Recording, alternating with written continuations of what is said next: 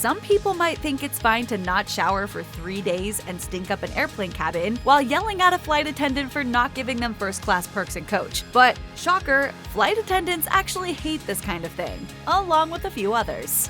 Traveling can be stressful, and making it to your plane can certainly be a lengthy and frustrating process full of unforeseen hurdles. However, none of this is your flight attendant's fault. Honestly, it's best to start off a day of traveling with the mindset that everything will go wrong, so when only one thing goes right, it's still a win. That way, your mood won't put the airline staff on the receiving end of any abuse you may be tempted to hurl their way, because you can bet they will notice, and there could be consequences. Leah Volpe, flight attendant and owner of Flight Attendant Prep Academy, says, "Coming on board and demanding us to find a place for your bag, shoving it towards us stating it's your job, will not sit well with your flight attendant. Little did you know that we could have gate-checked your bag to be picked up planeside, but instead, we're going to check it to your final destination and bring you a tag. It doesn't cost you anything to be nice, but disrespecting your flight attendant sure could cost you plenty. So we advise taking a deep breath and counting to 10 if you're feeling agitated." Shut your pie hole and listen to me when I say that I am finished with the checking of the bags conversation. Wait staff, concierges, and flight attendants all have one important thing in common. They get paid to be nice to you. It's not a good look to take advantage of the fact that a worker is on the clock and shoot your shot. And this goes double when you're stuck together in an aluminum can, hurtling through the sky at hundreds of miles per hour. You guys will not believe this. Some creeping coach who thinks he's Don Johnson just asked me to be part of the Mile High Club. In almost all cases, it's best to refrain from hitting on airline employees. If you are convinced that you and one of your flight's attendants truly have a strong connection and can't help but take your chances, be subtle about your advances and at least wait until you land to pass your number along. Also, be forewarned that some people don't want to socialize after a long workday in any form, especially when work consists of possible jet lag and another long flight the next day. Everyone who has ever been on a plane has heard the safety spiel, and frequent flyers likely have it memorized. Part of the protocol is to turn phones off for takeoff. And in a world where almost half of America considers themselves addicted to their phones, you can imagine how often that instruction is neglected. Not only do people ignore this rule and try to hide it, but some people will actually have full-blown phone calls while the flight attendant is trying to relay their safety instructions. It's never okay to talk on the phone in the middle of a presentation or when someone is requiring your attention. But when it comes to the safety of the people around you, it becomes an even bigger problem. First-time flyers, as well as the people near the emergency exits, need to hear the information. So it's no wonder why flight attendants hate the passenger who interrupts their safety speech with a phone that shouldn't even be on.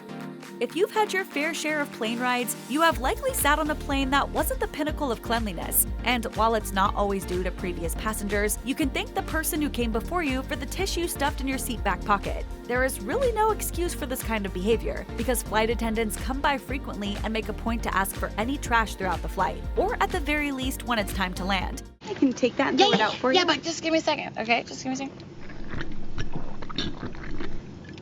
There you go. If for some reason you still have trash when the plane lands and people are getting off the plane, be a decent person and take it with you to dispose of. There are so many trash cans on your way out of the airport or to your next gate, each one a new opportunity to lighten the burden that's burning a hole in your pocket. The attendant button totally works, and you don't have to test it out. The flight attendants come by very regularly, so unless you have a time-sensitive issue or a question that is of the utmost importance, you really should just wait until you see a staff member doing their rounds. There's an average of around 100 people on a flight. Could you imagine making personalized trips for each of them? A lot of planes are fitted with trackers that give you an estimate of how close you are to landing, or where you currently are. But even if your plane is not, these kinds of questions can wait until the flight attendant is approaching your seat without the prompt of a button. Also, an attendant may not even have this information on hand. And most importantly, you are going to get there when you get there, just like everyone else on the plane. Planes can be pretty tight quarters, and if you're annoyed about knocking elbows with your neighbor, imagine how uncomfortable it is for the flight attendant who has to brush up against dozens of elbows and arms as they walk down the aisle. It's best to not purposefully poke, graze, or grab at them when you want something, as it's just plain rude and invasive. Excuse me. Could I maybe get that headset, please? Volpe says, "We do not appreciate getting poked or touched while we are walking down the aisle when you need our attention. We have pretty good hearing, and if you call us, we will be able to assist you with your request." If we had to lay a wager, we'd guess that this is the one most people are guilty of. Apparently, it's a big pet peeve of flight attendants when passengers ask what kind of beverages are available when the time comes to order a drink. While it seems like a natural question to ask when the attendant is waiting expectantly to pour you a drink, it can be quite difficult for airline staff. You may not be aware, but a full list of drinks is usually on an in-flight menu located in the seat back pocket. If a flight attendant has to list off various drinks for each of the 100+ passengers, their schedule will be thrown off, and not everyone will get their beverage in a timely manner. Most airlines carry the exact same drink options, of which there is a wide range, so it's very possible to prepare for this daunting question. If you've ever been on a flight where you were seated next to someone who took their shoes and socks off to air out their stinky feet, you may know where we are going with this. Oh, that feels good. Oh, God, I'm telling you. My dogs are barking today. While it may seem totally outlandish to you that someone would actually get up and walk around the plane without shoes on, apparently it happens, and it's frequent enough to be a universal experience for flight attendants. Flight attendants report that some passengers will walk to the restroom barefoot, which is a bad idea for a number of reasons. First, a plane isn't your home, and it's not acceptable to just walk around with no socks or shoes. Second, the floor is pretty gross, and you are likely tracking all kinds of things, including other people's bodily fluids, throughout the plane and into your socks and shoes when you put them back on. Airports and planes are not the most hygienic of places, especially when layovers are common and flights are long. However, passengers need to remember that they and the crew are in a confined space with circulated air for hours. This means that whenever possible, they should come to the airport and board the plane freshly bathed and smelling fairly neutral. As unpleasant as sweat and body odor are, other strong fragrances like perfume could be even worse than sweaty underarms. In fact, some passengers may even have adverse reactions to heavy perfume. If you are a particularly sweaty person or have a connecting flight, it may be a good idea to pack deodorant and a toothbrush in your carry-on. Actually, bringing along some small personal hygiene tools would probably benefit everyone. Flight attendants are regularly on long flights, and they are able to not smell offensive, so you should return that favor to them and every other passenger on the plane. You may be relieved to finally be boarding your plane or that you finally landed and are excited, but there are almost always other passengers who don't feel a sense of relief. Whether they are scared of flying or have connecting flights, getting on and off a plane typically has an underlying sense of panic to it. The subtle franticness with which you put up and take down your luggage is almost universally felt. So when one person is taking their time and holding everyone else up, it doesn't go unnoticed. Dominic Brisson, an instructor at Flight Attendant Prep Academy, says, "If you know that the flight is waiting on you, please show haste, as dawdling makes everyone upset, and the easiest targets to pass off pent-up frustrations fall on your friendly flight attendants." The only thing worse than holding up everyone on the plane is also getting the flight attendants yelled at. The best bet for a smooth start and finish to your flight is to move quickly and efficiently while in the aisles. For some passengers, asking for extras seems to be a part of the flight experience. Whether it be asking for an upgrade to first class, requesting their luggage be placed in the closet instead of the overhead bin, or trying to get items reserved for those in first class, some passengers will hound the flight attendants for any perks not allocated for them. This is a big pet peeve of some staff, as it just opens them up for a negative experience where they are forced to turn a passenger down.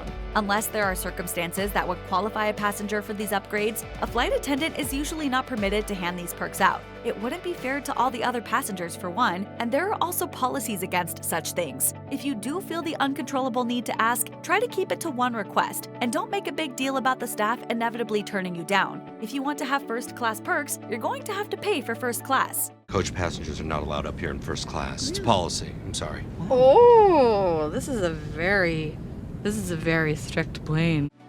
Traveling with children is tough, and you may want to think twice about it if you think it's going to be too much for you to handle. The only people responsible for your children are you and any additional caregivers you bring along. So you shouldn't be relying on the airline staff to keep watch over any children on the plane or at the boarding gate. Additionally, if you did not book a seat next to your child should be responsible enough to sit by themselves without the intervention of fellow passengers or the airline staff. With the exception of an unaccompanied minor program, babysitting is not on a flight attendant's job description, and parents should not be putting anyone in a position that will make them feel as such. They have their own duties, and it's really no surprise why airline staff members don't want to add watching over children who are supposed to have a present guardian to the list. Any service industry professional will tell you that snapping at them is the quickest way to get on their bad side, and flight attendants aren't much different. No one likes to be snapped at, and it is arguably one of the most demeaning ways to get someone's attention. To not even be worth someone's words, let alone kind ones, is truly saddening and dehumanizing. Thankfully, flight attendants and most people who work with the public tend to have some thick skin, but don't be surprised when they don't react kindly to a snap in their direction. It's also worth remembering that airline staff are not there to be your servants. They are there as your point of contact for anything you may need while on the plane, yes, but that doesn't mean that they will trip over themselves to serve you. Treat the flight attendants with respect, and you will likely get speedy and pleasant service. Any rudeness will likely have the opposite effect. Flight attendants typically take time to speak to each one of the passengers, even if it's just a few seconds for a greeting and some passing words. They almost always wear bright smiles and are meant to make you feel at ease as they welcome you to the plane and make you as comfortable as possible while you are flying with them. While a lot of passengers might be relieved to see such happy faces when boarding a plane, other passengers end up giving the crew members the cold shoulder. No one likes to be ignored, especially when they go out of their way to be a bright spot in an otherwise dull plane interior. It's best to show the attendants some respect and give them a hello and a smile, or at the very least, acknowledge they are there and have spoken to you. Flight attendants work hard to take care of guests, and a little nod of appreciation isn't much to ask.